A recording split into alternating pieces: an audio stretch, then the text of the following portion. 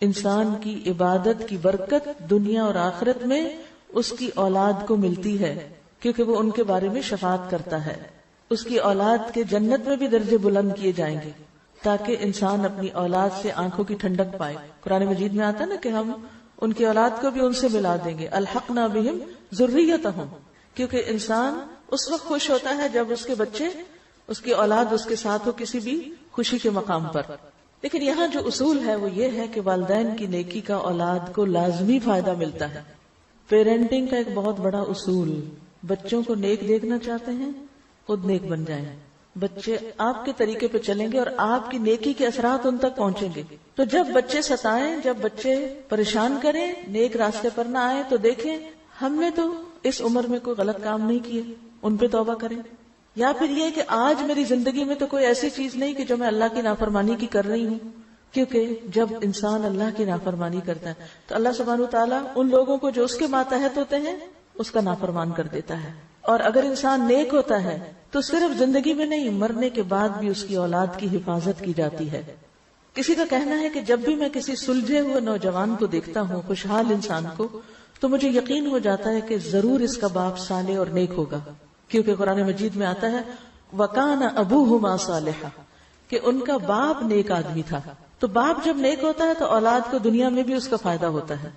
Doctor نبیل عوضی کہتے ہیں کہ جب مجھے نوافل کی ادائیگی میں سستی اور کاہلی ہونے لگتی ہے، یعنی میں ذرا سست پڑ جاتا ہوں، نفل چھوڑ دیتا ہوں، تو مجھے میرے بیٹے اور دنیا کی پریشانیاں یاد آ جاتی ہیں کہ کہیں نوافل کی ادائیگی میں میری سستی اور کاہلی میری اولاد کی پریشانیوں کا سبب نہ بنے.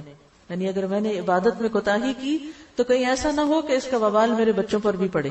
ابن مسیب کہتے ہیں اے میرے بیٹے، بے شک میں تیرے فائدے کی خاطر اپنی نماز کی رکعتیں زیادہ کر دیتا ہوں، اس امید پر کہ تمہارے بارے میں میری حفاظت کی جائے گی، یعنی مجھے تمہاری طرف سے پریشانی نہیں آئے گی.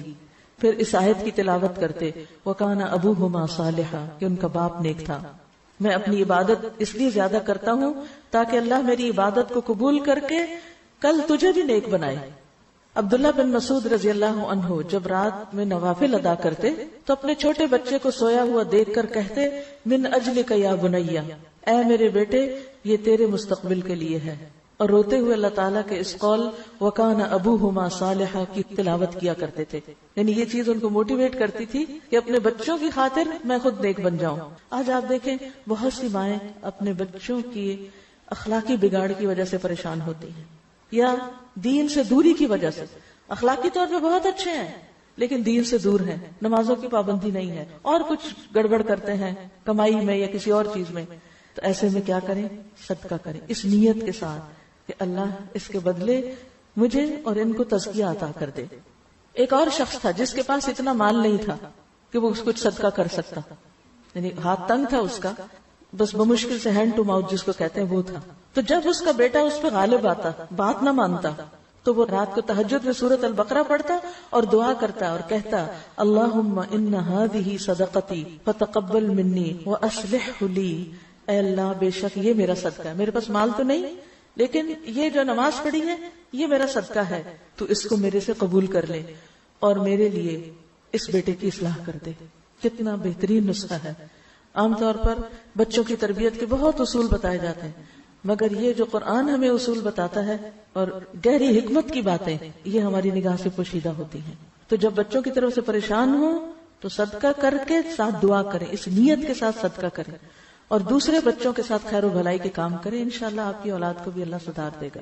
اسی طرح ایک شخص تھا کہ جب اس کا کوئی بیٹا اخلاقی طور پر بگڑ جاتا، یعنی کوئی غلط کام کرتا، تو وہ شخص صدقہ کرتا، لوگوں کو کھانا کھلاتا اور کہتا خذ من اموالہم صدقۃ تطہرہم وتزکیہم بہا، کہ ان کے مالوں میں سے صدقہ لیجئے، اس کے ساتھ آپ انہیں پاک کریں اور انہیں صاف کریں. تو گویا صدقہ جو ہے وہ انسان کے گناہوں کا کفارہ بنتا ہے. اللہ کے راستے میں دینا، بخل سے نکلنا انسان کو خود بھی فائدہ دیتا ہے اور اولاد کی بھی بھلائی کا ذریعہ بنتا ہے. اور اس میں شاید پہلے بھی کبھی ذکر کیا میں نے کہ میرے تفسیر کے استاد تھے، وہ کہا کرتے تھے کہ جب میرے پاس کوئی خاتون آ کے یہ کہتی ہے کہ مجھے کوئی دعا بتائیں، میرا بچہ کھانا نہیں کھاتا، چھوٹے بچے جیسے تنگ کرتے ہیں نا، تو میں ہمیشہ انہیں کہتا ہوں کسی غریب کے بچے کو کھلاؤ تمہارا بچہ خود ہی کھانے لگے گا. تمہارا بچہ نہیں پڑھ رہا، کسی اور کے بچے کو پڑھاؤ. یعنی جہاں دیکھو کہ کمی ہے جس راستے میں، وہ دوسروں کے ساتھ بھلائی شروع کر دو. جب تم دوسروں کے ساتھ خیر اور بھلائی کرو گے، کسی اور کے لیے سوچو گے. اور دور جانے کی ضرورت نہیں. اپنے ہی گھر میں بچے ہوتے ہیں، اپنے نہیں تو اپنے بہن بھائیوں کے، دیورانی جٹھانی کے، اور بچے تو سب معصوم ہوتے ہیں نا. تو دوسرے بچوں سے پیار کرو، دوسرے بچوں کا خیال کرو، انہیں کچھ کھلاؤ پلاؤ، تو دیکھو کہ کس طرح تمہاری اولاد میں اس کی خیر و بھلائی لوٹتی ہے. تو وہ صدقہ کر کے کہتے، اے اللہ یہ صدقہ میرے بیٹے کے اخلاقی تزکیے کے لیے ہے. یعنی میں نے یہ صدقہ کیوں کیا ہے؟ کس مشکل کی آسانی کے لیے؟ اپنے بچے کے تزکیے کے لیے کہ اس کو تو نیک بنا دے. بے شک اس کی یہ اخلاقی بے راہ روی جو ہے، اس کا بگڑنا میرے لیے اس کی بیماری سے بھی زیادہ شدید ہے. وہ بیمار ہو جاتا تو مجھے اتنی تکلیف نہ ہوتی جتنا وہ بگڑ چکا ہے اور نہ نماز پڑھتا ہے، نہ روزہ رکھتا ہے، نہ صدقہ کرتا ہے، اور کئی خرابیوں میں مبتلا ہو گیا.